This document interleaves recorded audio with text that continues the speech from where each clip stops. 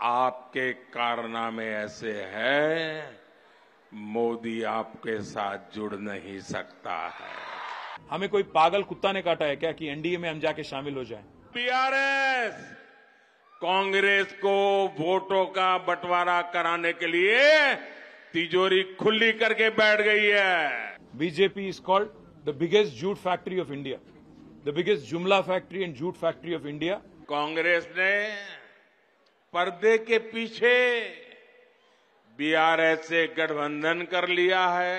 The chancellor of this university, the WhatsApp university which propagates all this nonsense, is Prime Minister Narendra Modi himself. BRS Congress को वोटों का बंटवारा कराने के लिए तिजोरी खुली करके बैठ गई है।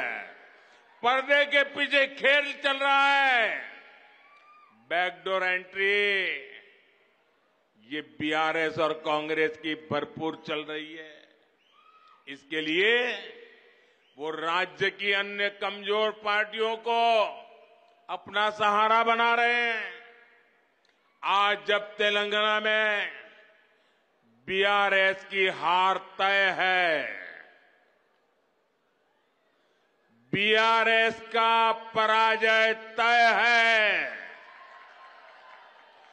बीआरएस का जाना तय है, तो कांग्रेस ने पर्दे के पीछे बीआरएस से गठबंधन कर लिया है।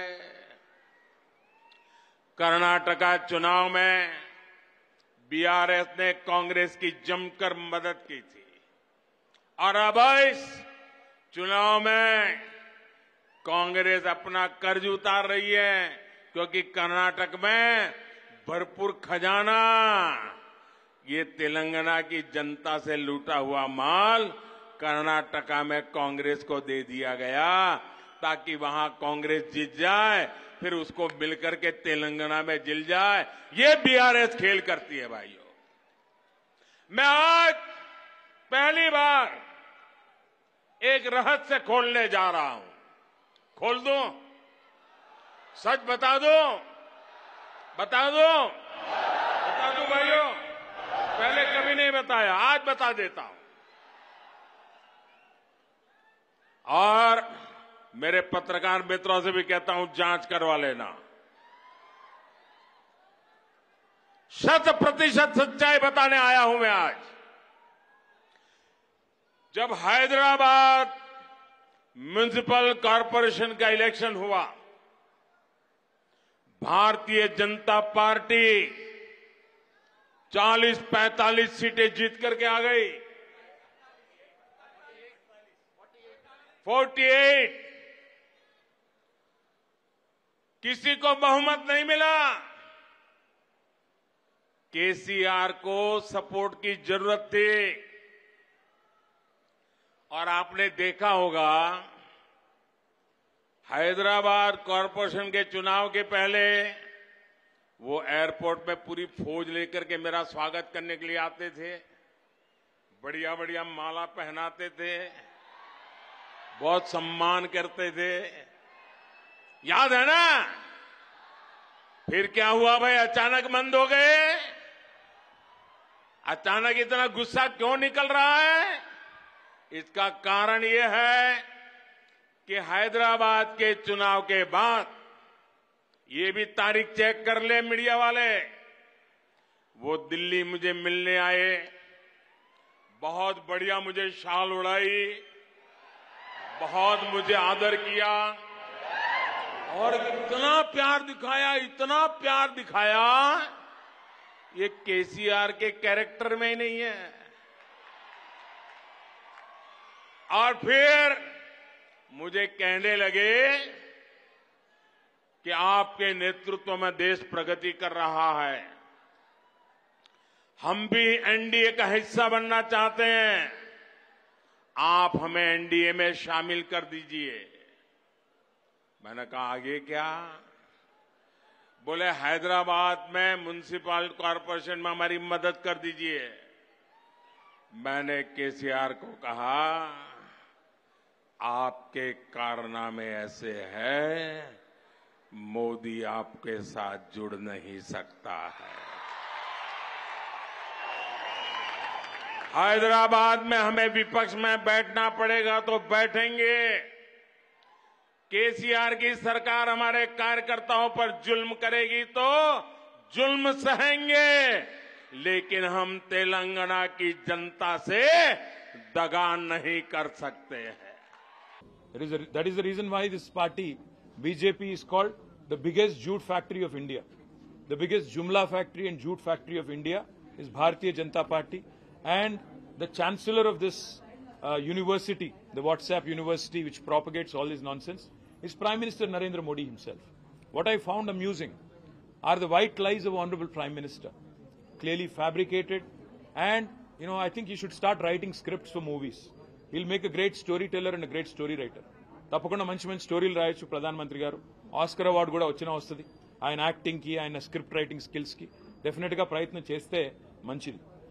This Prime Minister is so inconsistent. He says on the one hand, BRS has funded Congress in Karnataka. And he says that he has not allowed us into NDA. हमें कोई पागल कुत्ता ने काटा है क्या कि एनडीए में हम जाके शामिल हो जाएं?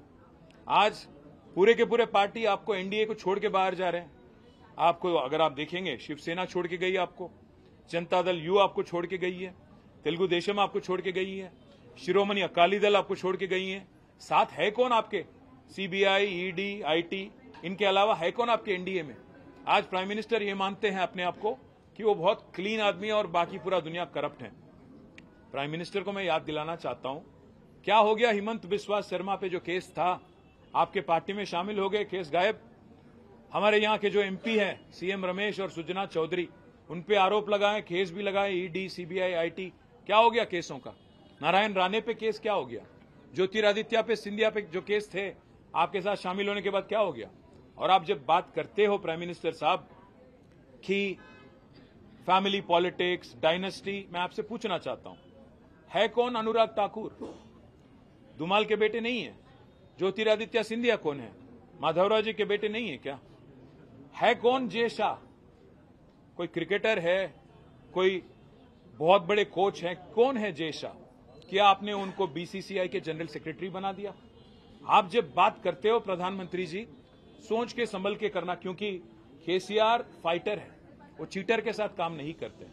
केसीआर जी कभी भी जिंदगी में आप जैसे लीडरों के साथ, आप जैसे पार्टियों के साथ कोई समझौता नहीं करेंगे.